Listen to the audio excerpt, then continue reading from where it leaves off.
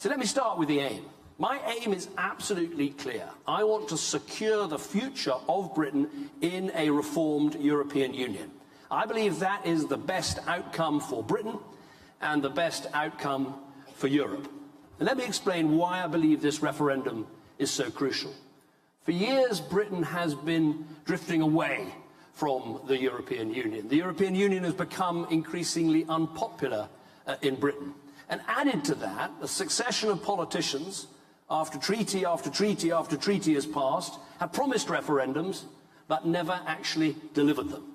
And I think it's absolutely essential to have full and proper democratic support for what Britain's place should be in Europe, and that's why we're holding the referendum, before trying to answer your questions. Now, in terms of the timing, I very much hope that we can, with the goodwill that is clearly there, reach an agreement at the February European Council. I would like that. I want to confront this issue. I want to deal with it. I want to put that question to the British people in a referendum and go out and campaign to keep Britain in a reformed European Union. If there's a good deal on the table, I will take it, and that's what will happen. But I do want to be very clear. If there isn't the right deal, I'm not in a hurry. I can hold my referendum at any time up until the end of 2017. And it's much more important to get this right than to rush it. I think that is a prize worth fighting for. It's a prize. We'd be absolutely clear that for us, Europe is about independent nation states coming together to cooperate, to work together for their mutual benefit. But it is not an ever-deepening political union which the British people do not want and would not sign up to. Right, I think we've got 7 minutes for questions, if you put your hand up.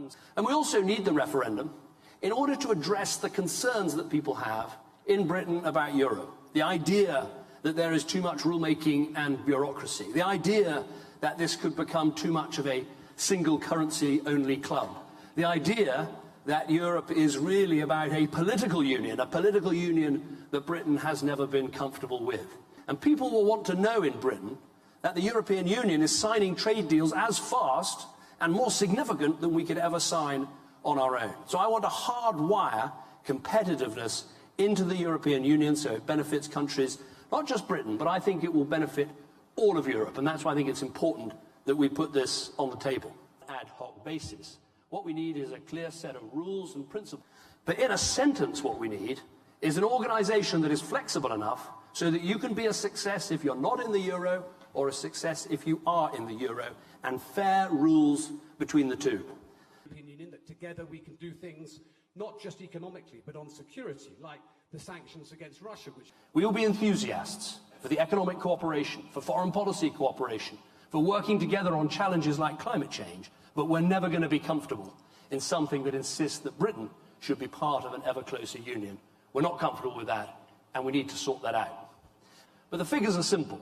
Today, net migration into Britain is running at 330,000 a year. That means adding as many as sort of 3.5 million people to our population across a decade.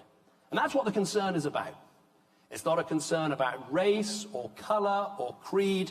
It is a concern about numbers and pressure. And it's the British people's #1 concern.